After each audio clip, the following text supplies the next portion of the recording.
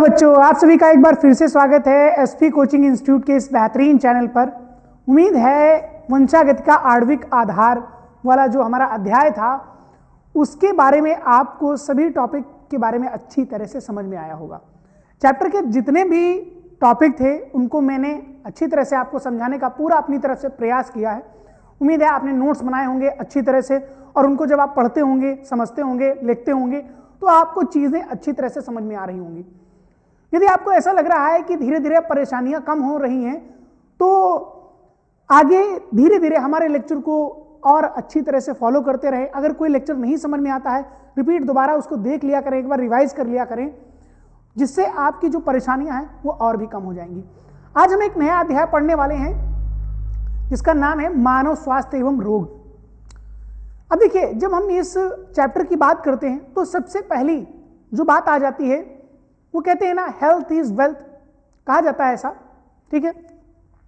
तो कहेंगे कि जब हम स्वास्थ्य की बात करते हैं तो स्वास्थ्य के अनुसार ये बात सदैव याद रखिए कि जब हम यहां पर चर्चा करना प्रारंभ करेंगे तो उसमें पहले हम स्वास्थ्य के बारे में चर्चा करेंगे। स्वास्थ्य के बारे में चर्चा करने के पश्चात वहां पर हम रोगों के बारे में चर्चा करेंगे। आज हम जर्नल इंट्रोडक्शन वाला पार्ट रखेंगे जिसमें हम समझेंगे कि स्वास्थ्य क्या है और रोग कौन कौन से होते हैं और ऐसे कौन कौन से कारक हैं जो स्वास्थ्य को प्रभावित करते हैं। इन चीजों का अध्ययन करेंगे जिससे हमें आगे आने वाले जो टॉपिक होंगे ना उसमें ये चीजें जो भी आज मैं बताऊंगा उसमें काम आने वाली है। तो रहेगा तो आपका इंट्रोडक्शन पार्ट, लेकिन आपका इतना इंपॉर्टेंट पार्ट रहेगा ये कि आगे जो और भी टॉपिक आने वाले हैं वो भी आपको समझने में समस्या नहीं होगी। अगर हमारे लेक्चर आपको पसंद आते तो ना कमेंट बॉक्स में कुछ ना कुछ एक आध कमेंट, प्रत्येक बच्चा एक कमेंट छोड़ करके जरूर जाया करे हर एक लेक्चर में कि आपको लेक्चर कैसा लगा, कहां पर कैसा और क्या क्या आपको समझ में आया। तो वो आप छोड़ करके जाएंगे, मुझे भी अच्छा लगेगा, है ना। कई बच्चे अलग अलग विद्यालयों से जुड़े होंगे तो वो अपना नाम, अपने कॉलेज का नाम शॉर्ट में भी डाल सकते हैं, ठीक है। तो चलिए प्रारंभ करते हैं। हमने कहा चैप्टर का नाम क्या है बेटा, हमने कहा आज एक नया है, तो अध्याय का नाम क्या है, मानव स्वास्थ्य, मानव स्वास्थ्य एवं रोग, एवं रोग कहो या तथा रोग कहो, ठीक है।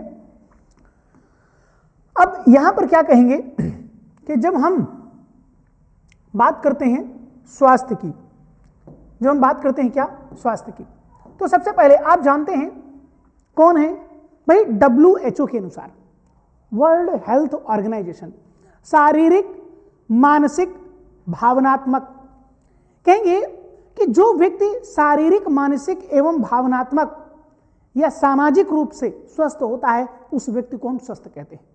उस व्यक्ति को क्या कहते हैं, हम स्वस्थ कहते हैं।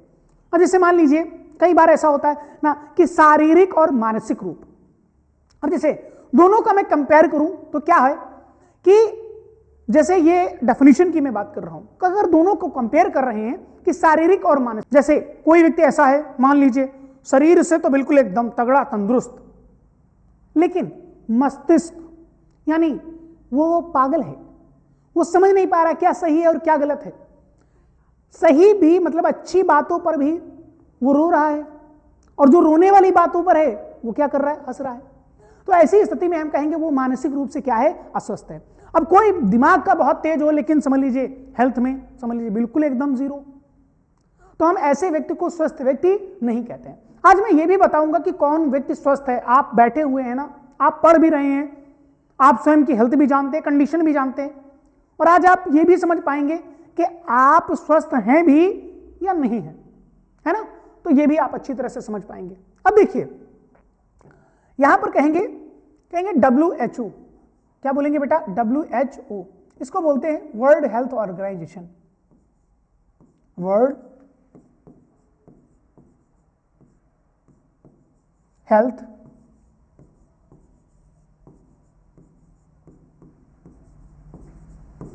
ऑर्गेनाइजेशन, ठीक है। अब देखिए जब हम वर्ल्ड हेल्थ ऑर्गेनाइजेशन की बात करते हैं यानी WHO यानी विश्व स्वास्थ्य संगठन, इसको क्या बोलते हैं बेटा, इसको बोलते हैं, हिंदी में बोलते हैं विश्व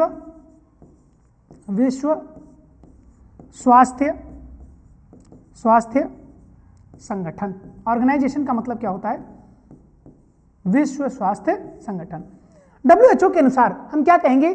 जो व्यक्ति, भाई रोग की परिभाषा क्या होगी, उसके अनुसार रोग की परिभाषा यहां पर क्या है, तो हम उसके अनुसार कहेंगे रोग की परिभाषा। रोग क्या है? तो कहेंगे क्या? जो व्यक्ति, अभी मैंने क्या बताया आपको? व्यक्ति, कौन कौन सी चीजों को बताया मैंने? कहेंगे शारीरिक कॉमा, और क्या बताया मैंने? मानसिक, है ना, कॉमा सामाजिक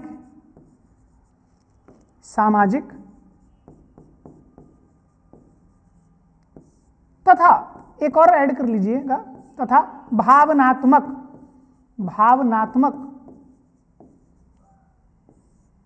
रूप से स्वस्थ होता है। भाई कौन कौन सी चीजें होनी चाहिए? शारीरिक, मानसिक, सामाजिक तथा भावनात्मक। इन डेफिनेशन में सुटेबल बैठना चाहिए, मतलब इस डेफिनेशन में सुटेबल बैठना चाहिए। भावनात्मक रूप से क्या होता है? स्वस्थ होता है,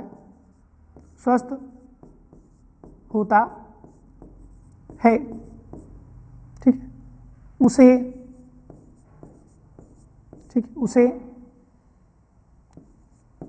स्वस्थ व्यक्ति कहते हैं। स्वस्थ व्यक्ति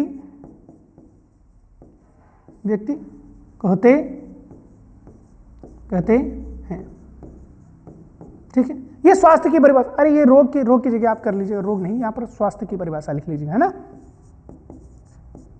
स्वास्थ्य, ये स्वास्थ्य की डेफिनेशन है, लेंगे स्वास्थ्य कर लेंगे इसकी जगह पे, रोग की जगह पे। अब देखिए फिर इसके बाद ये क्या कहेंगे? ये स्वास्थ्य की परिभाषा है।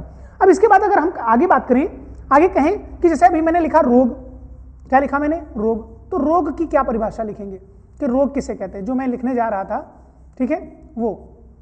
अब उसके बारे में हम क्या बोलेंगे कि भाई जब हम रोग की बात करेंगे तो कहेंगे कि शरीर के किसी अंग, भाई मान लीजिए रोग अवस्था किसे कहेंगे? शरीर के अंदर किसी अंग के कार्य करने में या फिर उसकी संरचना में कोई ना कोई विकृति उत्पन्न होना या बाधा उत्पन्न होना, वही कहलाती है कि रोग की स्थिति। वही क्या कहलाएगी? रोग की स्थिति कहलाएगी। शरीर के किसी अंग या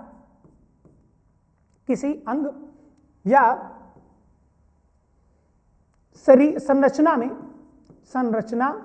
में विकार या कहेंगे विकृति उत्पन्न होना, विकृति उत्पन्न होने की दशा को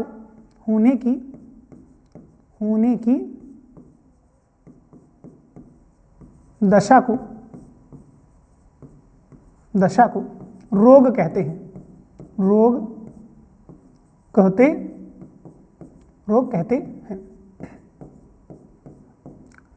अब देखिए जैसे आप कहें कि शरीर में किसी भी कोशिका की कार्य करने की दक्षता में या कार्य करने में बाधा उत्पन्न हो, या शरीर की किसी कोशिका में या शरीर में कोई विकृति उत्पन्न हो जाए, ऐसी स्थिति को हम क्या कहते हैं? रोग कहते हैं। ऐसी स्थिति को हम क्या कहेंगे? रोग कहेंगे। अब देखिए इसके बाद हम कहेंगे कि स्वास्थ्य को प्रभावित करने वाले कारक, स्वास्थ्य को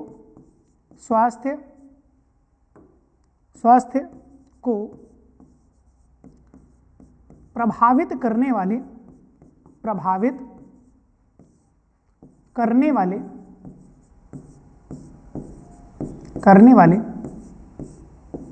कारक। अब हम इस पर चर्चा करेंगे कि कौन कौन से ऐसे फैक्टर हो सकते हैं या कौन कौन से ऐसे कारक हो सकते हैं जो स्वास्थ्य को प्रभावित करते हैं, जो स्वास्थ्य को क्या करेंगे? प्रभावित करेंगे। या यूं कह दे कि भाई रोगों के श्रेणी में कौन कौन से प्रकार के रोग होंगे या हम किससे प्रभावित हो सकते हैं जिससे हमारे शरीर में रोग उत्पन्न हो सकता है। क्या आप जानते हैं? नंबर 1 पर हम बात कर सकते हैं, जैसे कह दें हम जैसे नंबर 1 पर कह दे आनुवंशिक रोग, क्या कह दे? नंबर 1 आनुवंशिक। आपको याद आ रहा होगा, इससे पहले ही हम लोग एक चैप्टर पढ़ चुके हैं, है ना, आनुवंशिक रोग।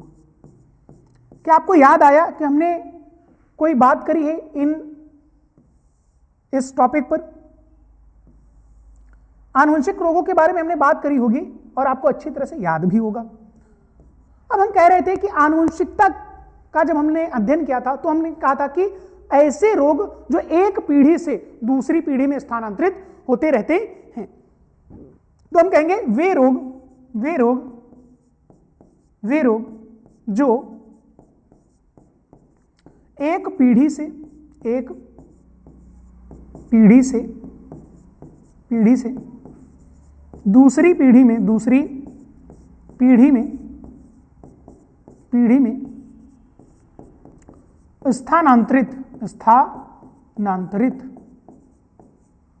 स्थानांतरित होते हैं या होते रहते हैं,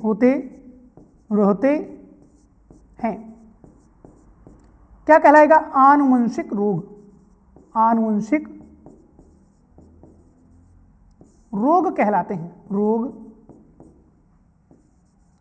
कहलाते हैं, अच्छा, आनुवंशिक रोगों में हमने एग्जाम्पल क्या क्या पढ़ा था बेटा? आपको याद है क्या कि हम लोगों ने एग्जाम्पल क्या क्या पढ़े थे? आपको उदाहरण याद हो तो याद करिए कि हमने उदाहरण आपको बताया था। उदाहरण में सबसे अच्छा एग्जाम्पल आपने पढ़ा था क्या? वर्णांध। आपने क्या पढ़ा? वर्णांध। और पढ़ा हीमोफीलिया, कॉमा करके हीमोफीलिया, ठीक है। दात्र कोशिका रक्तता, और क्या कहेंगे? एक और पढ़ा, दात्र कोशिका रक्तता बता रहा हूं, हाँ वो भी लिख सकते हैं, दात्र याद आ गया, अच्छा हुआ। दात्र कोशिका अरक्तता, ठीक है। इसको सीकल सेल एनीमिया, ये क्या है? ये बेटा आनुवंशिक रोग है। ये क्या है? आनुवंशिक रोग, यानी एक पीढ़ी से दूसरी पीढ़ी में क्या हो जाते हैं? स्थानांतरित हो जाते हैं। इसके अलावा आपने पढ़ा होगा क्लाइनफिल्टर, डाउन सिंड्रोम, पटाव सिंड्रोम, ये सब क्या होते हैं? आनुवंशिक रोग होते हैं, जो कि क्या हो भाई, एक पीढ़ी से दूसरी पीढ़ी में तो स्थानांतरित ही हो। इसमें इसके अलावा भी कह सकते हैं कि जैसे आप चाहें तो इसके अलावा कुछ और भी अगर कहना चाहें तो कह सकते हैं, जैसे क्या कहेंगे इसके अलावा? जो क्या हो, चलिए आगे पेज पे लिख दूं, चलेगा ना, है ना? आगे पेज पे कर देते हैं, आगे वाले पेज पे, है ना? उसी वाले के डेफिनेशन में ऐड कर रहा हूं कि जो रोग क्या हो, या करके यहां पर ऐड कर दीजिएगा, ऐसे करके लिख दीजिएगा, है ना? या जो रोग जीन एवं गुणसूत्र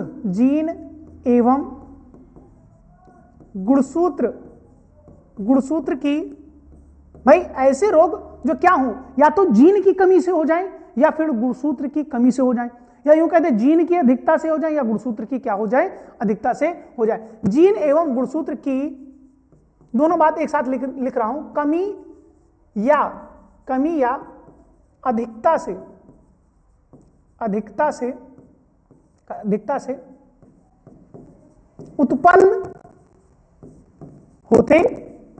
उत्पन्न होते हैं, क्या कहलाएंगे बेटा? आनुवंशिक रोग कहलाते हैं। आनुवंशिक रोग कहलाते हैं, आनुवंशिक रोग कहलाते हैं।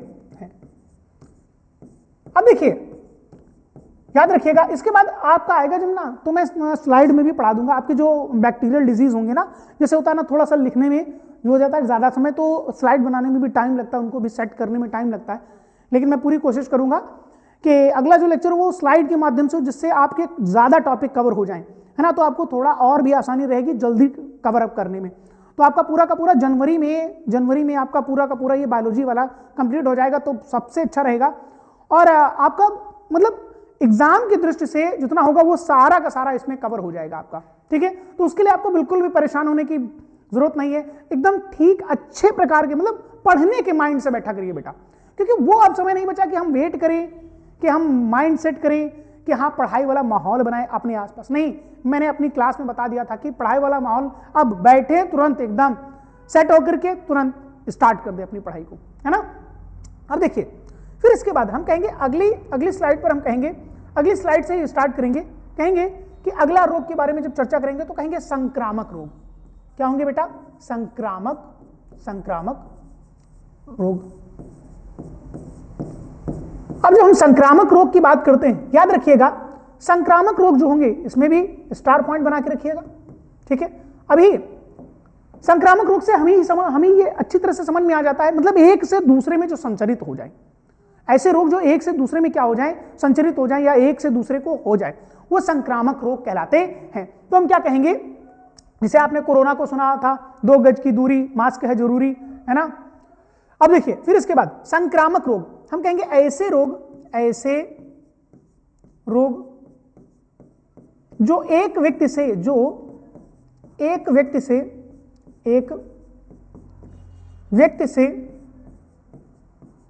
दूसरे व्यक्ति में फैल जाते हैं, दूसरे व्यक्ति में फैल जाते हैं। भाई यही मैंने अभी आपको बताया कि ऐसे रोग जो क्या होंगे बेटा, एक से दूसरे व्यक्ति में फैल जाते हैं, क्या कहलाएंगे? संक्रामक रोग। संक्रामक रोग कहलाते हैं, संक्रामक रोग कहलाते हैं। अब याद रखें संक्रमण जो होता है, इस चीज को अच्छी तरह से सुनिएगा ध्यान से। अब जो संक्रमण होता है ये 2 प्रकार से होगा, या तो प्रत्यक्ष रूप से या फिर अप्रत्यक्ष रूप से। कहेंगे या तो डायरेक्ट या फिर इनडायरेक्ट, है ना। तो हम कहेंगे संक्रमण 2 प्रकार का होता है। यहां पर लिखेंगे क्या बेटा? संक्रमण 2 प्रकार से या दो प्रकार से हो सकता है। अब ये संक्रमण 2 प्रकार से हो सकता है। कौन कौन होगा बेटा? जब हम पहले संक्रमण की बात करेंगे तो पहले संक्रमण के अनुसार कहेंगे कि भाई जैसे हम कहेंगे कि प्रत्यक्ष रूप से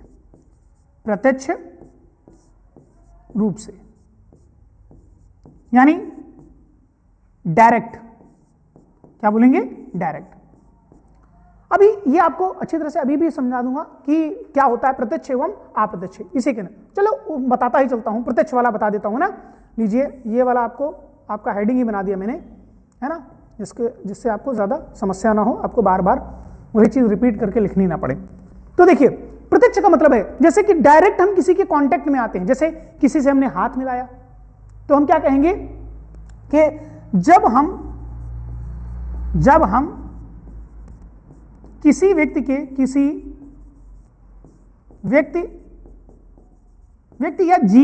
या जीव के प्रत्यक्ष रूप से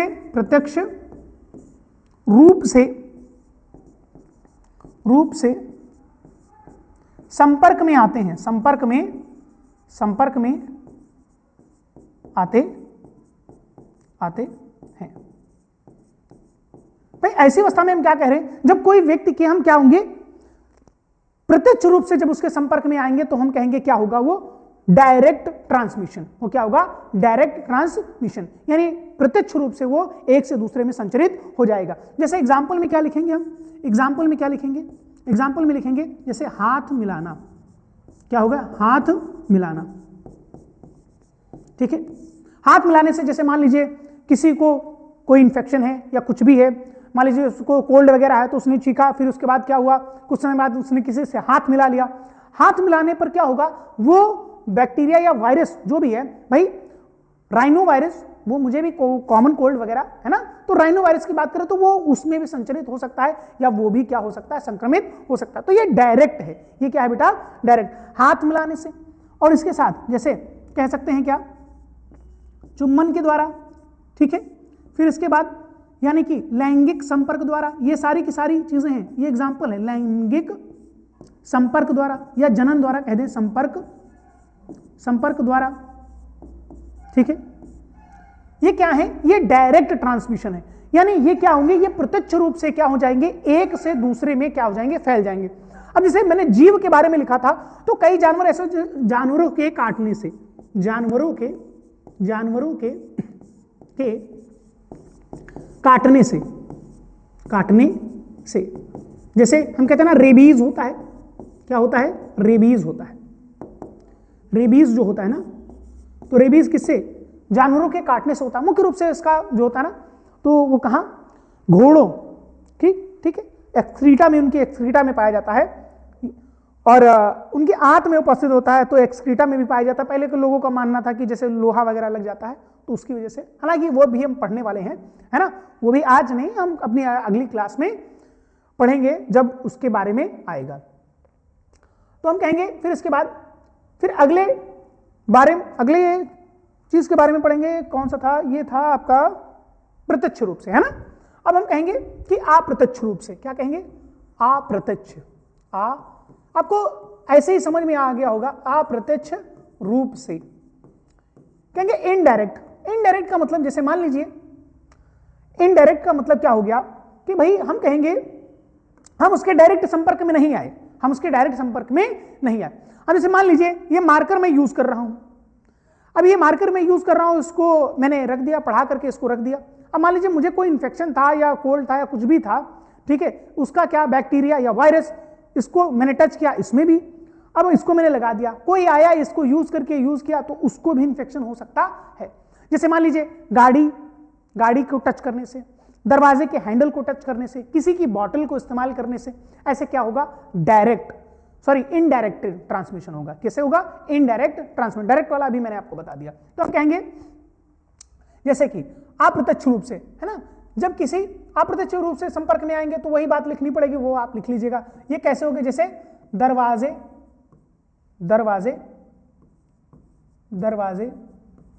के हैंडल से, ठीक है। नंबर 2, दूसरों के उपकरणों को प्रयोग करने से, दूसरों के उपकरणों को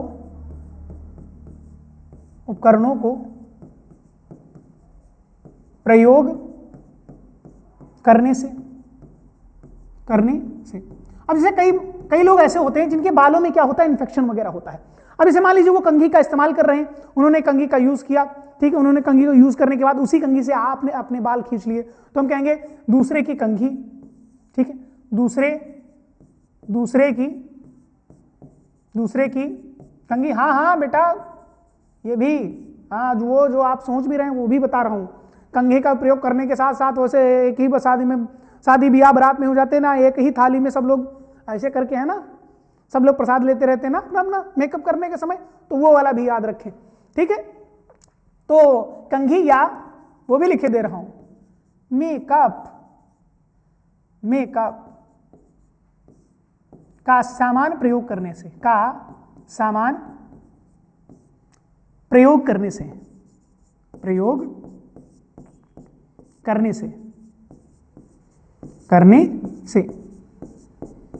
इसके बाद आदि लिख देंगे। इसके बाद क्या लिख देंगे, आदि। आज जो है ना इनडायरेक्ट, जैसे बुक वगैरह हो गया, मैंने कहा ना, बुक हो गया, बॉटल हो गया, या कोई भी चीज हो गई, ये सारी चीजें, है ना, चीजों को शेयर करने से ऐसे क्या होगा, इनडायरेक्ट ट्रांसमिशन। उसे कई लोग, डायरेक्ट का मतलब एक से दूसरे व्यक्ति में डायरेक्ट हो जाए, और इनडायरेक्ट का मतलब कोई दूसरे सोर्स के माध्यम से या उपकरणों का प्रयोग करके या किसी चीज को छू करके या टच करके उससे इन्फेक्शन जब फैल जाता है तो उसको कहते हैं हम क्या, इनडायरेक्ट ट्रांसमिशन। तो ये आपका क्या था, ये आपका था प्रत्यक्ष एवं अप्रत्यक्ष रूप से, जिसमें हमने संक्रामक समझा कि संक्रमण किस प्रकार से हो सकता है। अच्छा, याद रखें एक चीज और भी कि जब हम बात करते हैं अन्य की, तो कहेंगे जैसे जीवन शैली होती है, कहेंगे क्या, जीवन शैली से संबंधित, जैसे मान लीजिए खाने पीने की चीजों पर ध्यान ना देना, ठीक है। जैसे कहते हैं ना कि अपने दिनचर्या या खाने पीने, आपका शेड्यूल ऐसा है, आपका कार्यक्रम ऐसा है, पूरे का पूरे दिन का ऐसा प्रोग्राम रहता है हमेशा के लिए कि आपको उतना समय ही नहीं मिल पाता, लेकिन तभी भी खाने पीने के लिए समय अवश्य ही निकालना चाहिए। ठीक है। अब जैसे मान लीजिए मेरी ही दिनचर्या है, सुबह से लेकर के, सुबह 6 बजे से लेकर के, आपको शायद विश्वास ना हो लेकिन सुबह 6 बजे से लेकर के इस समय अब 18:42 हो रहा है, यानी कि इस समय अभी 6:42 हो रहा है और अब क्लास ये रिकॉर्ड हो रही है, मतलब रात के टाइम में, शाम में हम कहेंगे 6:42, लगभग 7 बजने वाला है और क्लास रिकॉर्डिंग चल रही है। और इसके बाद भी 1-2 क्लासेस और रिकॉर्ड होंगी और ये हमारा काम लगभग 10 से 11 बजे तक। बेटा आप जिस वीडियो को आधे घंटे के लिए, 40 मिनट के लिए देखते हैं ना, उस पर ना जाने कम से कम 4 घंटे की मेहनत होती है, तब जाकर के सारी चीजें सेटअप हो पाती। मतलब खुद से ही एडिटिंग करना, खुद से ही कैमरे को सेट करना, लाइटनिंग, हर एक चीज को सेट करना, फिर उसके बाद ऊपर का थंबनेल, डिस्क्रिप्शन, हर एक चीज को डालना, वो एक बहुत, मतलब रिकॉर्डिंग तो हो जाती है, मान के चलिए आधे घंटे 40 मिनट, जितने मिनट का लेक्चर होता है उतने घंटे में रिकॉर्ड, मतलब उतने मिनट में रिकॉर्डिंग तो हो जाती है। लेकिन उसके बाद का जो प्रोग्राम है ना, अपलोड होने में टाइम लगता है, तब उसमें सारी चीजें लिखना, बनाना, हर एक चीज, तो उसके पीछे बहुत सारी मेहनत होती है। तो हम इसीलिए कहते हैं, हमेशा कहते हैं, चैनल को लाइक करें, सब्सक्राइब को ज्यादा से ज्यादा लोगों को शेयर करें। नॉलेज जितना ही बांटेंगे, एक ना एक दिन आपके पास वापस जरूर आना है, ठीक है। और हमेशा बोला हूं आपको, हमेशा अप्रिशिएट किया हूं और हमेशा मोटिवेट किया हूं कि हाँ आप कर रहे हैं, अच्छा, बहुत अच्छी बात है बेटा, और आपको करते रहना है और करते रहना पड़ेगा। ये सीक्वेंस आपको तब तक बनाकर रखना पड़ेगा जब तक 12 मार्च नहीं आ जाता है, जब तक लास्ट पेपर एंड नहीं होता है। फिर बढ़िया पार्टी शार्टी करते हुए, है ना, डीजे पे डांस करेंगे सब लोग बढ़िया बैठ करके, है ना। तो कहेंगे जीवन शैली, कि जीवन शैली से संबंधित, मतलब सुबह से लेकर के शाम तक ये सारे के सारे प्रोसेस चलते रहते हैं। मुझे मतलब पूरे दिन में ज्यादा से ज्यादा आधे से 1 घंटे का समय मिल पाता है कि मैं अपने खाने पीने की चीज़ों को टाइम दूं, लेकिन तभी भी मैं सुबह सारी चीज़ें अपना सेटअप कर लेता हूं, थोड़ा बहुत नाश्ता पानी अपना ऐड कर लेता हूं। तो कहेंगे जीवन शैली से संबंधित कई बार ऐसा होता है जैसे खाने पीने की चीज़ों पर ध्यान ना देना। हम कहेंगे जैसे खाने पीने पर ध्यान ना दे पाने के कारण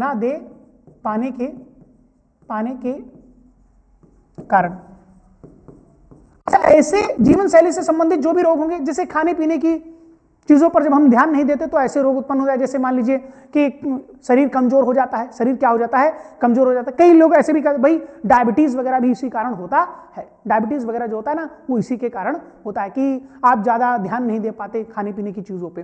तो ये जो होंगे ना, ये जो पॉइंट मैंने आपको बताए, ये क्या होंगे, ये रोग उत्पन्न करने का कार्य करते हैं। ये क्या करेंगे, रोग उत्पन्न करने का कार्य करते हैं। कई बार ऐसा होता है ना, जैसे कि मान लीजिए इंडस्ट्रियल होता है कि जैसे कि आप ऐसी फैक्ट्री वगैरह, कंपनी वगैरह में काम कर रहे हैं जहां पर वो ऐसे केमिकल वगैरह का यूज होता है जो आपकी बॉडी में या इनहेल करके नासा गुहा के द्वारा, ठीक है, या श्वसन मार्ग के द्वारा वो प्रवेश कर जाते हैं। जैसे सिलिकॉसिस हम पढ़ेंगे, औद्योगिक रोग में पढ़ेंगे सिलिकॉसिस, ठीक है, जो कि सिलिका इंडस्ट्री वगैरह में या सिलिका से होता है।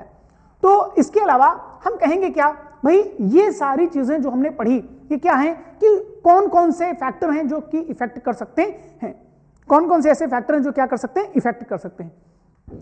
अब जैसे कह दे आपसे स्वस्थ शरीर के लाभ क्या होंगे, क्या कह दे, स्वस्थ शरीर के लाभ।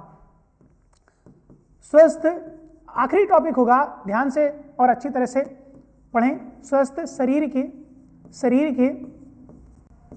के लाभ, ठीक है। 5 से 10 मिनट की और क्लास रहेगी, फिर उसके बाद हम आज की क्लास को वाइंड अप करेंगे, है ना। अब देखिए कहेंगे क्या भाई, नंबर 1 सबसे बड़ी बात कलर चेंज कर लेता है ना। मतलब सबसे बड़ी बात ये नहीं कि कलर चेंज करना है, तो सबसे बड़ी बात क्या होगी बेटा, ये लो हमने इस पर भी लगा दिया, क्या होगी, पैसों की बचत।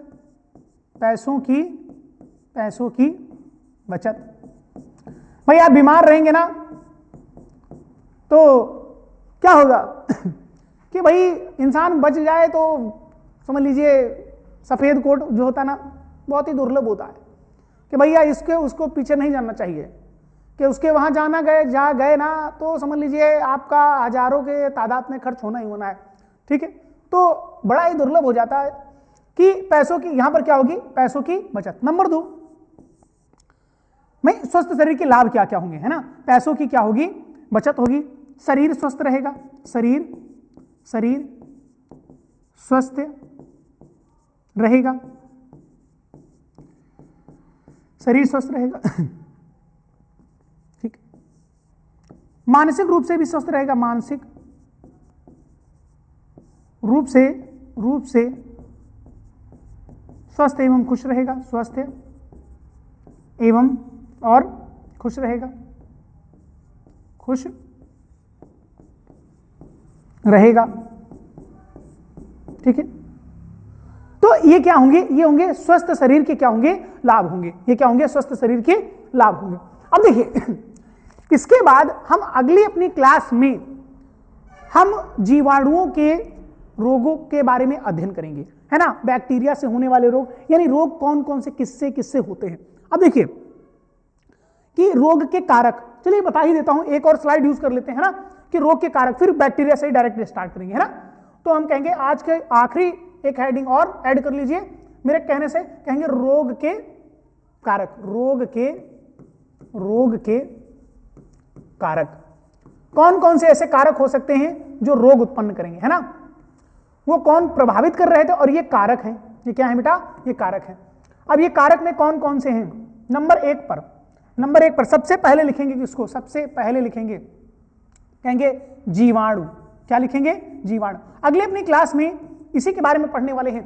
देखिए, जीवाणु के कारण, विषाणु के कारण होगा, प्रोटोजोवन के कारण, हेलिमंथस के कारण, कवकों के कारण। ये 5 प्रकार के रोगों का हम अध्ययन करेंगे, ये 5 प्रकार के रोगों का अध्ययन करेंगे। ठीक है, तो ये बात आप याद रखिएगा अच्छी तरह से। ठीक है, उसके बाद हम ऐसे इम्यून सिस्टम से संबंधित भी पढ़ेंगे। ठीक है, रोग।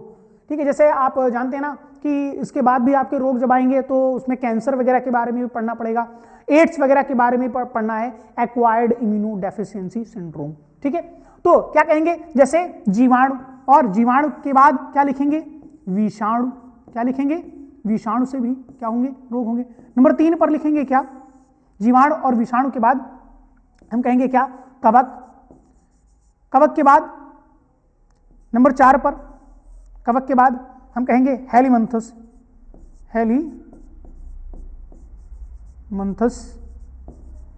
या हेलिमंथीज के द्वारा, या लिखेंगे एंड या और ऑब्लिक करके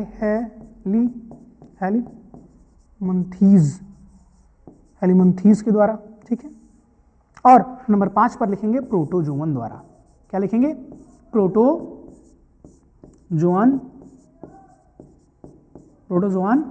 द्वारा।